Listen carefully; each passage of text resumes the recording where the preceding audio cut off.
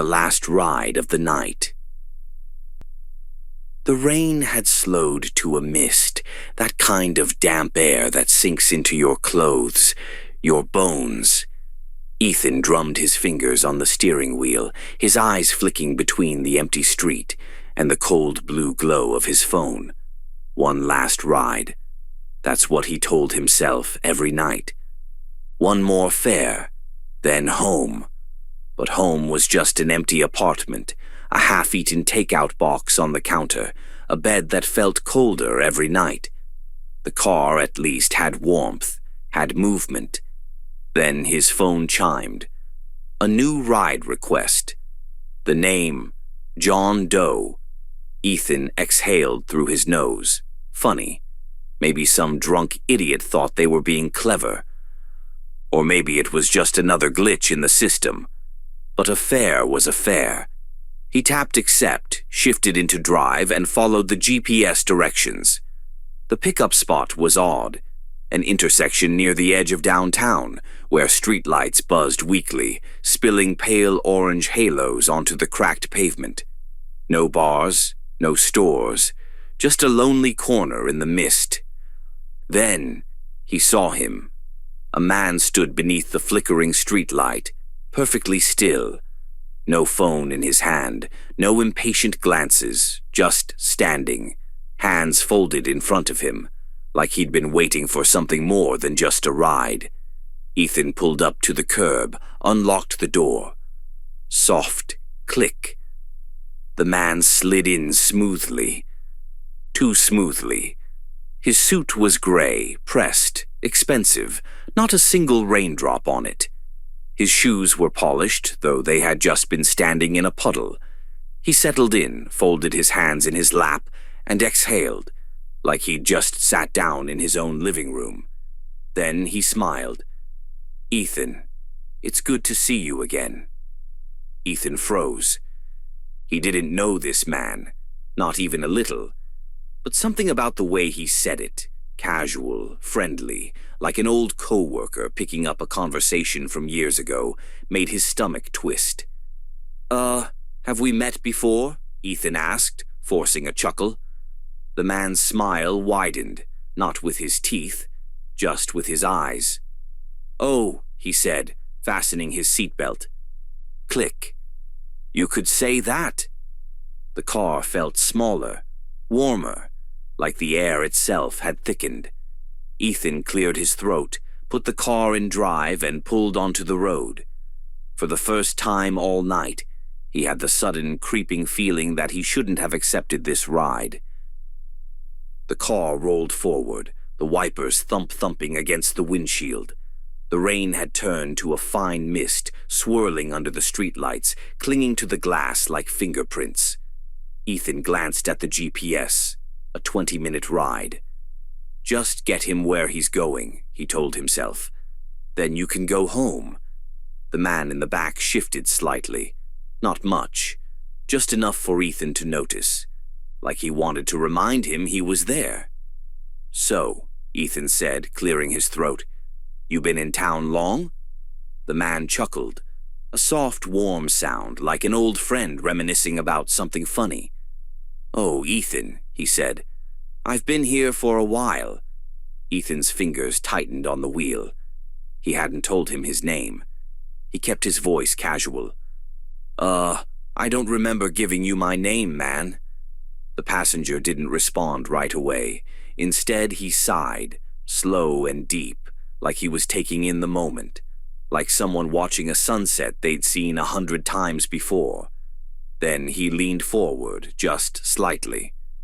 You've been driving nights for a while now, haven't you? He said. Long hours, not a lot of sleep. But you like it. The quiet. The solitude. Ethan swallowed. Yeah, I guess. The man nodded. It makes sense. You've never been much for crowds. Something crawled up Ethan's spine. How do you know that? The man smiled again. That same small, knowing smile. Because it's true. Ethan's stomach twisted. This wasn't right. This wasn't some friendly passenger making small talk. This was something else. "Have we met before?" Ethan asked, forcing out a chuckle. "Like, for real?" The man tapped his fingers against his knee. A slow, rhythmic sound, like a ticking clock. "You could say that." Ethan exhaled sharply through his nose, forcing himself to focus on the road. "Don't engage, just drive." He'd had his share of weird fares before. Drunks, conspiracy theorists, people who like to overshare their life stories. But this was different. This wasn't a guy looking for a conversation.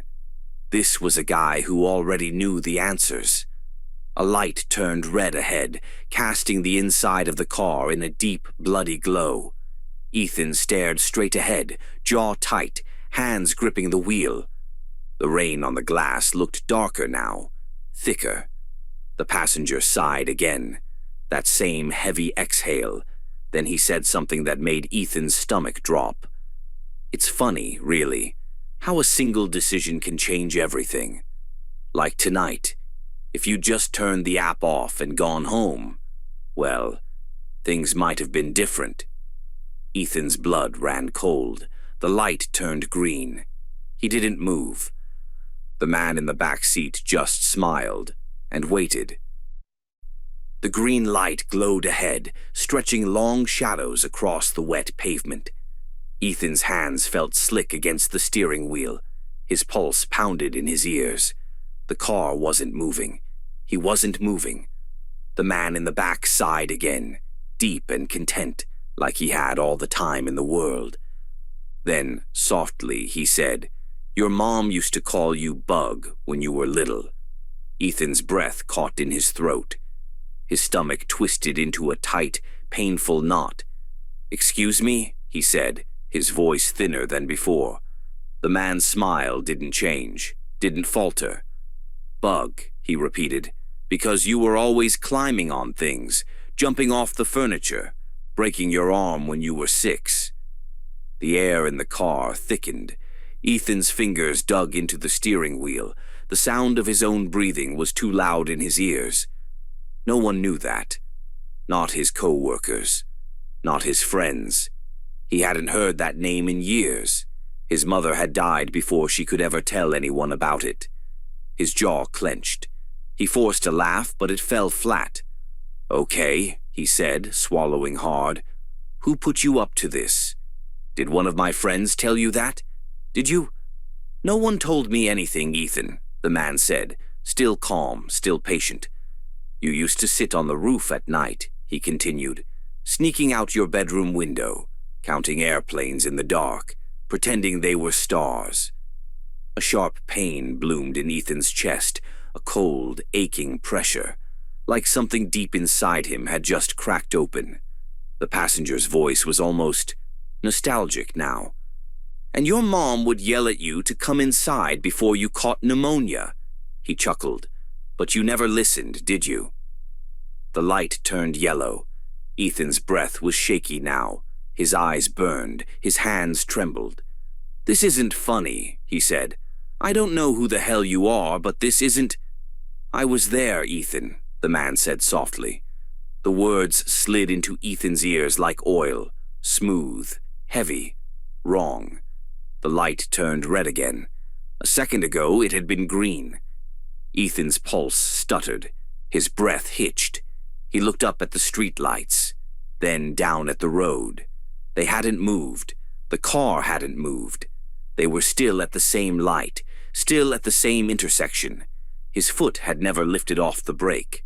And yet, the car's trip meter said they'd gone 5 miles.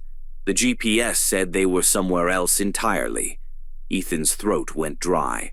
A horrible, creeping nausea curled in his gut. This wasn't just a weird passenger. This wasn't a prank. Something was wrong. Very wrong. He swallowed hard. His fingers tightened on the wheel. "Keep driving. Just keep driving."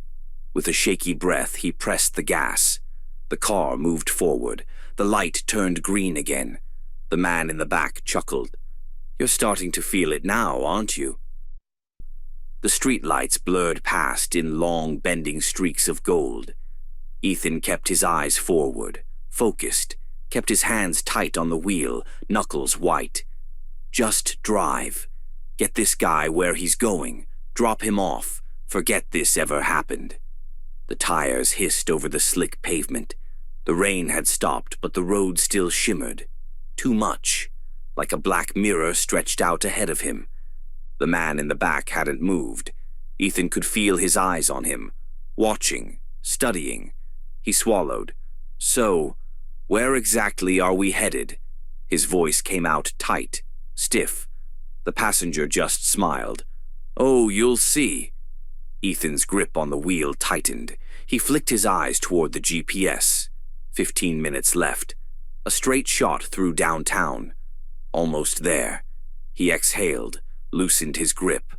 Okay, just keep going. The next intersection came up. Ethan flicked on his blinker, turned left, and passed the same gas station. His stomach twisted. Same flickering neon sign. Same empty parking lot. Same dumpster with the lid hanging open. That wasn't right. He glanced in the rearview mirror. The passenger just sat there, hands folded. Ethan let out a slow breath. Okay, maybe he just imagined it. Maybe it was another station that looked the same. He pressed the gas, speeding up a little. The rain-slick pavement rolled past beneath him. The next street came up. He took a right this time, and passed the same gas station. His pulse lurched. Same flickering sign, same dumpster, same darkened windows. His throat went dry. No, that's not possible. The GPS screen glitched. The streets flickered, then corrected themselves. But something was off. The road names weren't right. They weren't names at all. No outlet. Lost road. Dead end. Ethan's skin prickled. A cold sweat formed at the base of his neck. This isn't right, he muttered. The man in the back gave a soft, amused chuckle. You always say that. Ethan's mouth went dry. Always? What the hell did that mean? His fingers twitched on the wheel. His breath was coming too fast now. He flicked his eyes back to the mirror, and his passenger was grinning, not just smiling. Grinning. Wide. Too wide. His teeth perfect and white in the dim glow of the dashboard. Ethan's stomach plummeted. He looked back at the road and slammed the brakes. Another gas station. The same gas station. The same cracked pavement. The same goddamn dumpster. His heart thundered in his chest. This wasn't real. This wasn't happening. He needed to wake up. The passenger in the back let out a soft sigh. You're almost there, Ethan, he murmured. Ethan's blood ran cold. The world outside the car felt thinner, like the buildings were just painted backdrops, like he could punch through them if he tried. He turned around, heart hammering. What the hell is going on? The man in the back tilted his head as if considering. Then his grin faded. His voice dropped to a whisper. You're starting to remember. The tires idled against the pavement, the soft rumble filling the silence. Ethan's hands shook on the wheel. His breath came too fast, too shallow.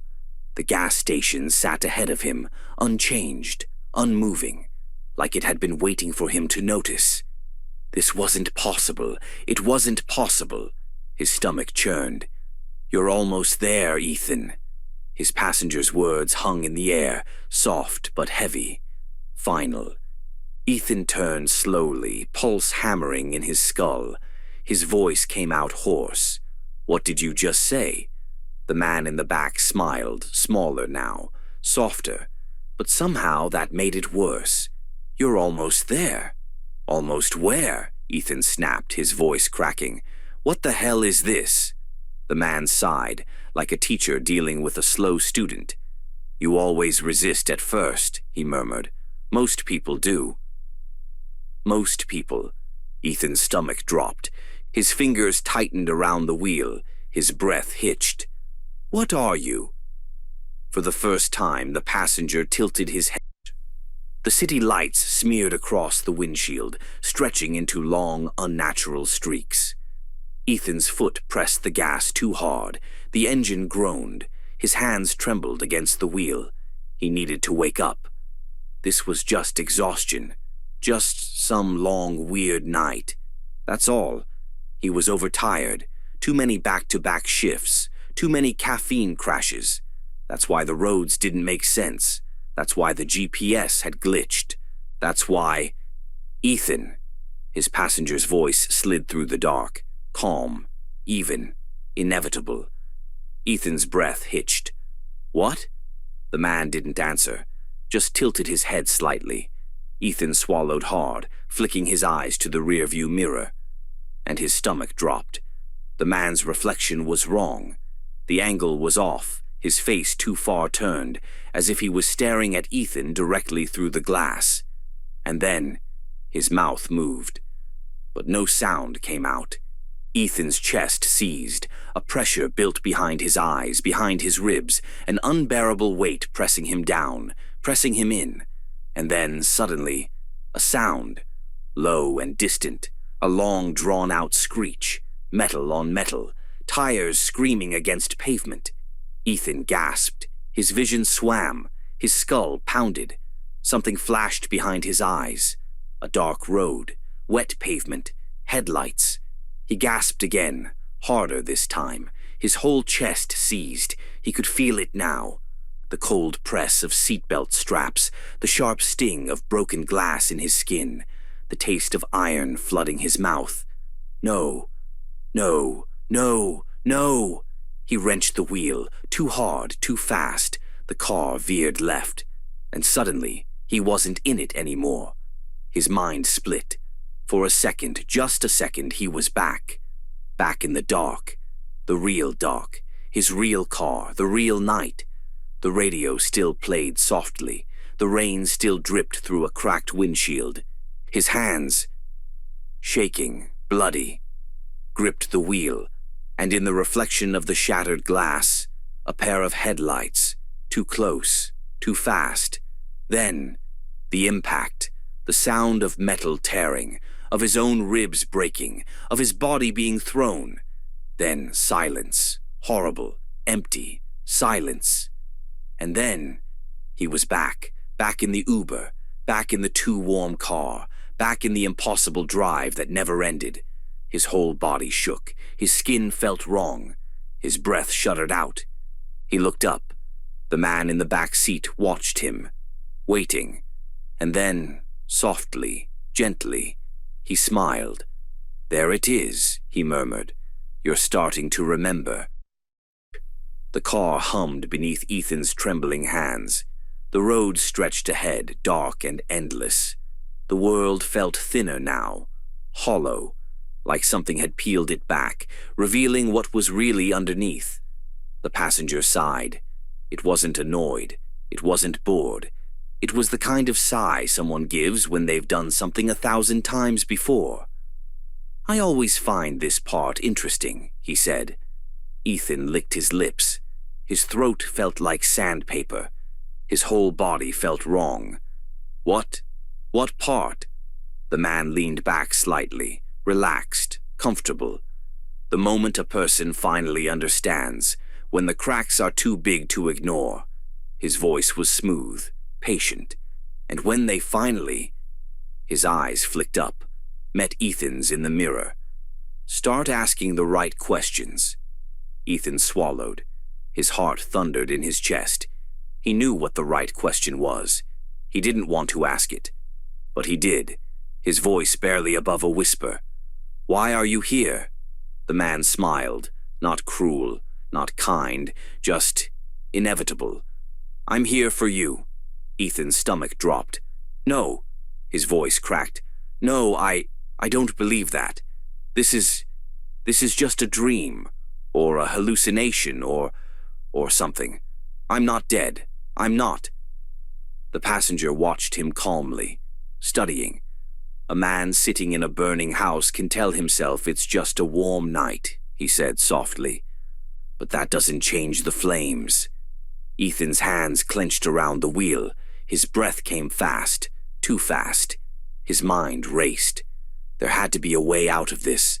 There had to be a way back. "Please," he whispered. "Please, I don't want to die."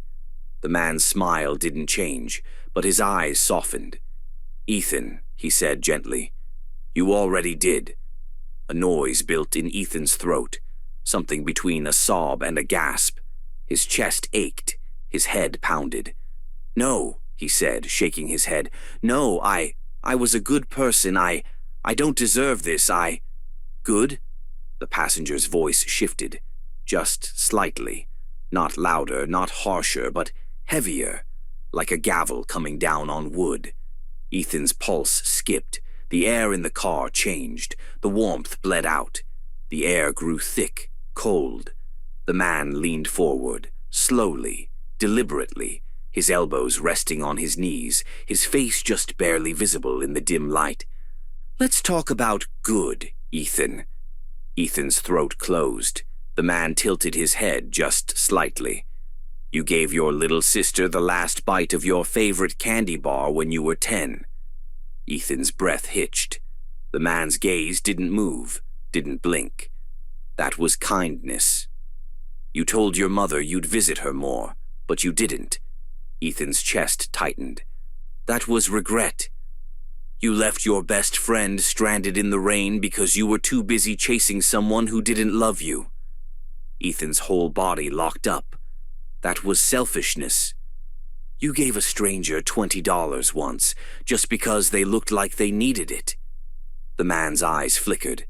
"That was redemption." Ethan couldn't breathe. The car felt smaller, colder. His chest burned, his heart pounded. The man tilted his head the other way. "Every choice, Ethan, every moment, every time you hurt someone, every time you helped someone. All of it matters." Ethan squeezed his eyes shut. "Stop," he whispered. "I don't want to hear this." "I know." A beat of silence, then, "But that doesn't mean it isn't true." The GPS chimed. Destination approaching. Ethan's stomach plummeted. The passenger smiled. "Looks like we're here." The GPS chimed again. Destination approaching. Ethan's stomach twisted. His pulse pounded behind his ribs, heavy and erratic. He didn't want to look, didn't want to see what was waiting for him at the end of the road. But he did, and when he did, his breath hitched.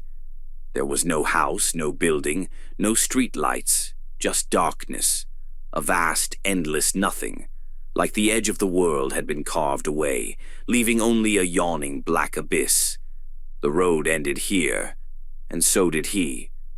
Ethan's voice shook. "I don't want to go there." The passenger sighed. "Nobody ever does." Ethan's hands clenched around the wheel, knuckles white. His chest heaved. There had to be another way, a loophole, a chance, something. "Please," his voice was ragged now. "Please, I just want to go back." "Back?" The man chuckled, low, soft, almost sad. "Back to what, Ethan?" Ethan's mouth went dry. "To your apartment? To your job? To the nights where you worked yourself to the bone just to avoid facing how alone you really felt?" Ethan flinched. Back to drinking cheap whiskey at 2 a.m. because it was easier than dealing with the fact that your life wasn't what you wanted? His breath hitched. Back to leaving people on red? Back to breaking promises? Back to saying, "I'll do better tomorrow"? The passenger's voice dropped lower. "When you and I both know, tomorrow never comes?" Ethan squeezed his eyes shut. "Stop." His voice was small. "Why?" The man's tone wasn't mocking. It wasn't cruel. It was genuine. "Because it hurts." A lump formed in Ethan's throat. His chest tightened. He hated him. Hated this man. Hated his voice. Hated his words. Hated that he was right. His whole life he had run. From choices. From people. From himself. And now there was nowhere left to run. "It's time, Ethan." The man's voice was gentle now. Final. "Step out of the car." Ethan's fingers twitched on the wheel. His pulse roared. "And if I don't?" The man tilted his head. Then I take you. The words landed like a hammer, heavy, unavoidable, absolute. Ethan sucked in a breath. His whole body shook. He could step out on his own, or be dragged. His throat was dry, his hands cold, slowly. So slowly. He reached for the door handle. It was warm, too warm, like a hand waiting to pull him through. His heart pounded. One more second, one more breath. Then he pulled the handle and stepped out. The door slammed shut behind him. Ethan's feet wouldn't move. His breath shuddered in his chest, but his body, his entire being, felt frozen. The void behind the thing rippled, shifted, a black tide waiting to swallow him whole. It's time. The voice slid through his skull, weightless and impossible. Ethan shook his head. His throat was dry. No. His voice was barely a whisper. I don't want to go. The thing watched him. It had no face, not really, but somehow he could feel it watching. You don't have to want it. You only have to understand. The void stretched wider. Ethan's pulse slowed. His mind screamed, but there was no body left to listen. And then it took him. The air rippled, folded. Ethan was gone. The space where he stood collapsed inward, like he had never been there at all. Silence. Then a chime. Somewhere in the darkness, a phone screen blinked on.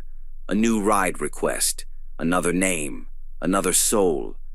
And in the distance, a car door unlocked. Soft. Final. Click.